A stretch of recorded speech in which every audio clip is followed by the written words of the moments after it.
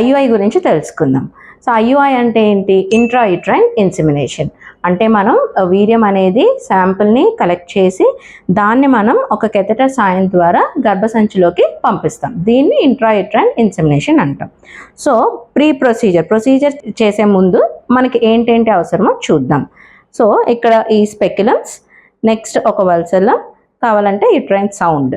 So ఇది మన దగ్గర ఉన్నది సిమెన్స్ శాంపుల్ అనమాట. సిమెన్స్ శాంపుల్ ఏంటంటే సిమెన్స్ శాంపుల్ ఇచ్చి దాన్ని ప్రిపేర్ చేస్తాం.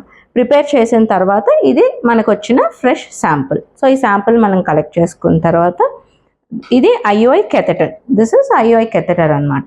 ఈ కెథెటర్లోకి ఈ సిమెన్స్ శాంపుల్ని లోడ్ చేస్తాం. సో లోడ్ చేసిన తర్వాత ఇలా లోడ్ చేస్తాం. ఇది లోడ్ చేసిన తర్వాత దీన్ని మనం సర్విక్స్ లోపల పెట్టి ఏదైతే గర్భసంచి ముఖద్వారం ఉంటుందో ఆ ఓపెనింగ్ ఉంటుందో దాంట్లోకి ఇది ఇంట్రడ్యూస్ చేస్తాం. ఇది ఇంట్రడ్యూస్ చేసి చాలా స్లోగా వీర్యం ఏదైతే ఉందో, సెమెన్ ఏదైతే ఉందో, ఆ స్పర్మ్ శాంపిల్ ఏదైతే ఉందో దాన్ని మనం ఇంజెక్ట్ చేస్తాం.